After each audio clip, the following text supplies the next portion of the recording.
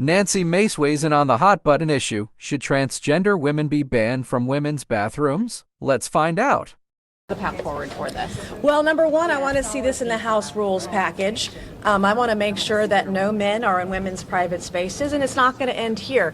This shouldn't be going on any federal property. If you're a school or an institution that gets government funding, this kind of thing should be banned. I think it's sick, it's twisted. I have fought like hell for women's rights. I mean, 25 years ago this year, I became the first woman to break the glass ceiling and graduate from a military college that was formerly all male. And to see the way that I've been attacked today and last night for fighting to protect women and girls, it's ridiculous. So if that being a feminist makes me an extremist, I'm totally here for it. Is this effort in response to Congresswoman McBride's coming to Congress? Yes, and absolutely, and then some. I'm not going to stand for a man, if someone with a penis is in the women's locker room, that's not okay. And I'm a victim of abuse myself. I'm a rape survivor. I have PTSD from the abuse I've suffered at the hands of a man.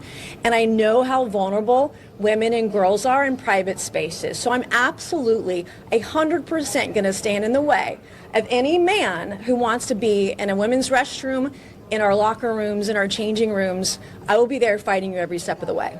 How do you think the Speaker should address this? Just in the House rules package, or? The House rules package would be fine, but we can't stop there. I mean, I'm working on legislation that would ban it on federal property. I'm working on legislation if you are a school that is funded by the federal government, this shouldn't go on. And if I'm being fought like this as a member of Congress across the country by mainstream media like you, imagine what the underage girl goes through at her school. The shame, seeing a biological male in a women's space in a girl's restroom or in her locker room, it's crazy. And if McBride wants to go to the gym, she can go to Planet Fitness, where they allow biological men to be around and in a room in a private space with underage girls. Like, no, thank you.